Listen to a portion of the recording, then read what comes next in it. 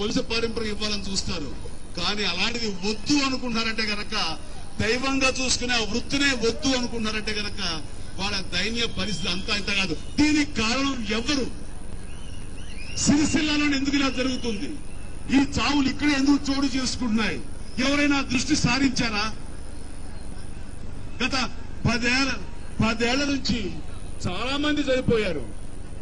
కనీసం 10 ఏళ్లలో 400 మంది పైగా చనిపోయారు. గత 5 ఏళ్లలో 200 మంది, 4 ఏళ్లలో 250 మంది చనిపోయారు. అలాగే 2007లో 68 మంది, మొన్న ఈ సంవత్సరం ఇప్పటిదాకా 35 మంది చనిపోయారు.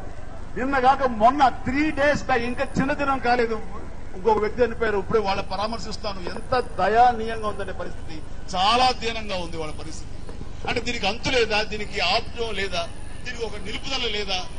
ఇలా ఎవరిని ప్రశ్నించాలో తెలియక, అయోమయ పరిస్థితి ఎవరు చెప్పాలో తెలియక, ఎవరైనా ఓదార్చడానికి వస్తే కనుక వాళ్ళ కాళ్ళ వేళపడి ఎంతో బాధ అనిపిస్తూ అయ్యో అనుకుంటుంటే నిజంగా హృదయం తరుక్కుపోతుంది.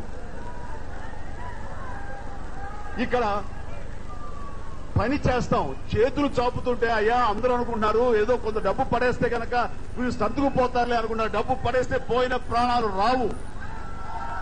వాళ్ళు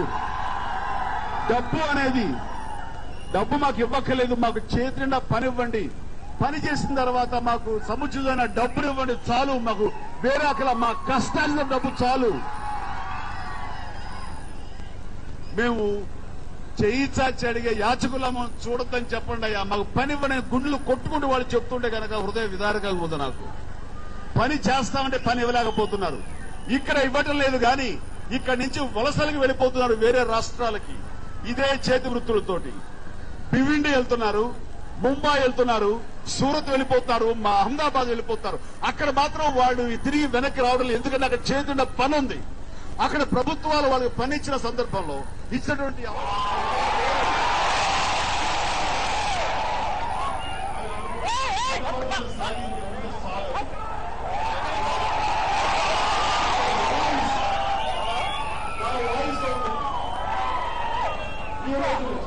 ఎందుకని వాళ్ళు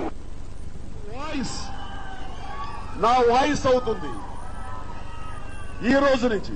ఎందుకని వాళ్ళు వాయిస్ వాళ్ళకి ఎలుగెత్తి ఎందుకు సెంట్రల్ హైదరాబాద్ దాకా వాళ్ళ వాయిస్ ఎందుకు వినపడటం లేదంటే వాళ్ళని రిప్రజెంట్ చేసే మనిషి వాళ్ళ సాధక బాధకాల్లో పాలు పంచుకోవడం లేదు. అలాంటి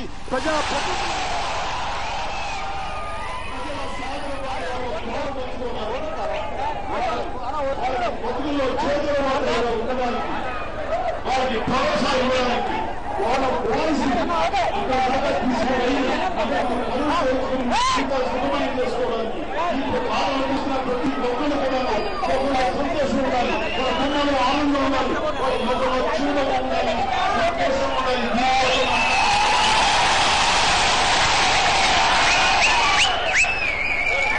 ఈ ప్రజారాజ్యం పార్టీ ఈసారి సిరిసిల్ల నుంచి ఎవరైతే అత్యధికంగా ఇక్కడ ఉన్నారో కామాష ప్రకారం బీసీ రెడ్డి ఎంతమంది ఉన్నారో